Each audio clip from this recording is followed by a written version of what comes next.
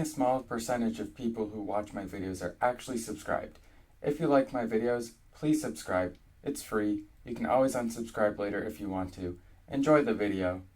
Russia's economy is in chaos. These charts show how the crisis will get worse. Alright, so this is a woman walks past the currency exchange office in St. Petersburg that stopped exchange operations with the euro. Interesting, okay. I could listen to the article. Yeah, I think I'm gonna do that actually. Oh, login creative. Okay, whatever. Screw you. Reading it is better anyway. As Russians President Vladimir Putin's invasion of Ukraine approaches its third deadly week, the financial counteroffensive unleashed by Western governments across multiple fronts has already sunk this country's economy into a crisis that it may not recover from for years, if ever. Evidence of Russia's economic implosion mounts by the day. On Tuesday, Fitch Ratings downgraded Russia's credit rating to junk status and said that a default on Russia's foreign debt obligations is, quotes, imminent. The rating change came after the U.S. President Joe Biden imposed a ban on imports of Russian oil and gas, a move that he said targeted the main artery of Russia's economy, which relies heavily on energy exports to fill its coffers. And I'm not sure if it's like if it targets the main artery of Russia's economy, but Russia does make a lot of money, like a lot of money from oil and gas, from Russia exporting orders of oil and gas and stuff. So, that is a good move. Meanwhile, more Western companies pulled out of Russia, part of a widening corporate boycott against the invasion. McDonald's Corp, Coca-Cola, Starbucks closed their Russian locations on Tuesday. A day later, Canadian e-commerce companies Shopify suspended operations in Russia and Belarus. Interesting. Told more than 300 companies had pulled out of Russia as of Wednesday, according to a running list compiled by Yale School of Management professor Jeffrey Sonnenfeld. The sanctions imposed on the Russian government, officials, individuals, companies, and the country's central bank have been swift and unprecedented. While there's robust debate about whether these sanctions will achieve their political goals and convince Mr. Putin to change his behavior, their economic impact is far more clear-cut. Neil Sharing, chief economist at Capital Commerce, wrote in a note this week. In short order, Russia has become the world's most sanctioned country, leapfrogging past Iran for the top spot with more than 5,500 outstanding sanctions against it. Wow, okay, so this is before February 22nd, which is the more dark pink, dark red color, and in the more blue colors after February 22nd. So yeah, that's a lot. Last week, French Finance Minister Bruno Le Maire said the goal of the sanctions was to cause the collapse of the Russian economy. Mr. Le Maire later backtracked his comments as inappropriate. That stated goal has only moved closer to reality since then. Mr. Putin calls the sanctions an act of war. In response to them, Russia compiled and released a running tally this week of what it deems unfriendly countries, including Ukraine, the United States, Britain, all EU countries, Canada, Norway, and South Korea, Taiwan, and Micronesia, to name a few. The problem for Mr. Putin is those unfriendly countries, quotes, not really unfriendly, and regions make up the largest share of Russia's exports and its imports. An analysis of International Monetary Fund trade flow data by the Globe and Mail shows. Wow. Russian imports by... Oh, okay. Yeah. Okay. The onslaught of actions taken against Moscow has left forecasters scrambling to revise their growth forecast for the Russian economy, an almost impossible task when most of the country's financial and trade links to the rest of the world have been temporarily, and in some cases permanently severed.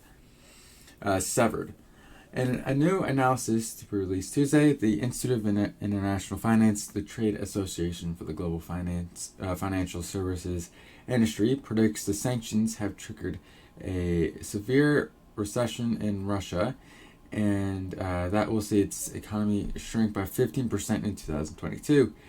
If that forecast comes to pass, it would collapse worse than the 08-09 Great Recession and Russia's 98 debt default crisis combined. Wow. This is the Russian default crisis right there. And then this is, wow. That's a lot. That's a lot. Russia's currency has been caught in the downdraft. The ruble has lost more than half its value since the invasion began, as Western investors have dumped Russian assets, and several Russian banks have been banned from using the SWIFT international payment system. At the same time, Western governments have targeted Russia's central bank with sanctions that have cut it off from accessing half the country's $643 billion in U.S. dollars in foreign exchange reserves, which are held in Europe and North America. Whoa, holy cow. Oh my gosh, that's... Whoa, and this was when? Early 2020? And then... So in a little over a year, it went from good to bad. But this is whenever the invasion started, though, around right here. So, yeah, it totally makes sense. The ruble's collapse is worsening the cost of living crisis ordinary Russians were already facing by making everyday imported goods more expensive, assuming those goods can be even be found amid empty store shelves.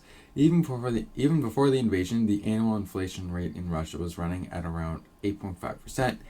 And you guys, as a total side note, the inflation rate of grocery prices isn't just a problem in Russia. It's also a problem in many other places. For example, where I live, Canada, if we were to have for example, an order of groceries that would now today cost $100, I feel like maybe 10 years ago it would cost $50. So the cost of living for the average Canadian, just as a side note, is getting way too expensive. All right.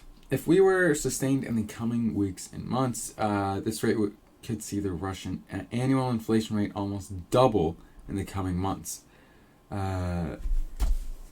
Okay. The official gauge of Russia's inflation rate is already showing immediate evidence of the impact of the sanctions and currency rout. In the span of just 1 week between February 26th and March 4th, consumer prices climbed 2.2%, according to figures released Wednesday by Russia's statistics service, Rosstat. Interesting name. Bloomberg said prices for imported cars and TVs alone climbed 15% during that period. Not sure how this is relevant. In the article, they've already explained how prices are going up. They don't really need to... cars and TVs are already expensive. You don't need to add that, in my opinion. But anyway. However, some analysts argue that the inflation rate in Russia is already far higher than what official numbers show. Steve Hanke, a professor at Johns Hopkins University, calculates theoretical inflation rates for troubled currencies using a formula that relies on the purchasing power of local currencies. Yeah, his Its implied annual inflation rate for Russia stands at 135%. What's interesting though is that you can't actually have more than 100% of something, so that's something else to keep in mind.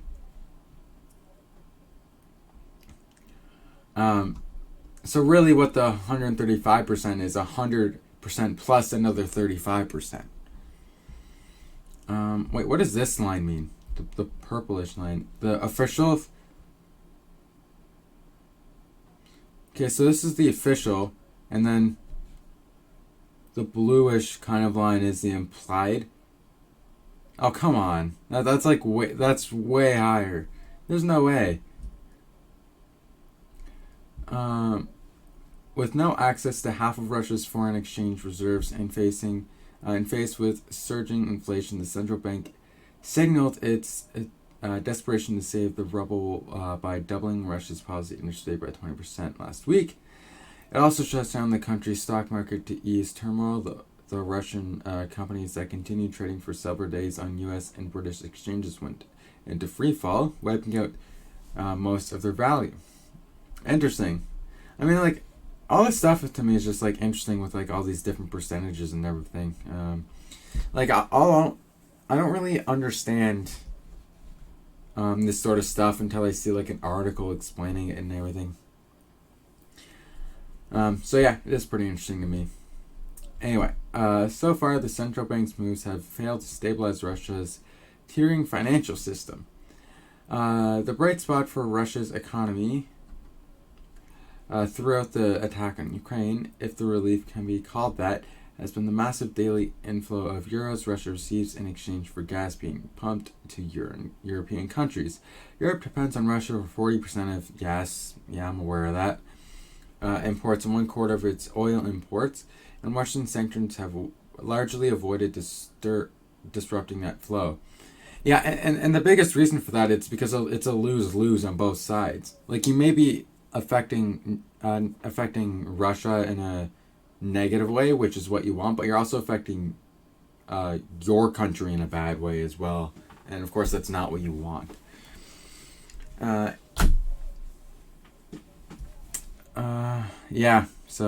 It's tough in that situation, I guess. Analysis by Bruegel, Belgian think tank, estimates the daily value of natural gas imports from Russia to be nearly 800 million euros, or 1.1 billion US dollars. Okay, so this chart shows the daily value of EU natural gas imports from Russia.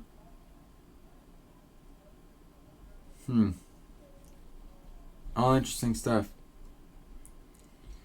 Alright, so we're nearing the end of this article here. Let's finish this off. But there are signs that influx of cash is also in jeopardy.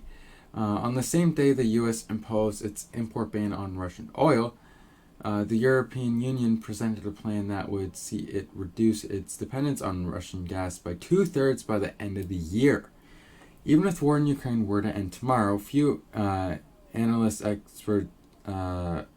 expect Western companies and investors who have seen billions of dollars wiped out as a result of Mr. Putin's aggressive actions to rush back into Russia.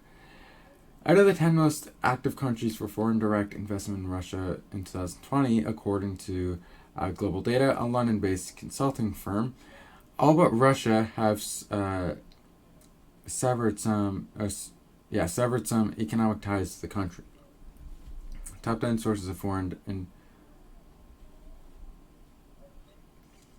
interesting. All very interesting. All right. That will leave Russia's weak and isolated economy starved of investment when the country eventually tries to revive its shattered fortunes. As Robin Brooks, chief economist at the Institute of International Finance, tweeted Wednesday, Russia is on course for unprecedented impoverishment. Yeah. So yeah, it's definitely going to the further that this invasion happens, like the more it happens, or the longer that it happens, the more that these sanctions are going to negatively affect Russia and everything. So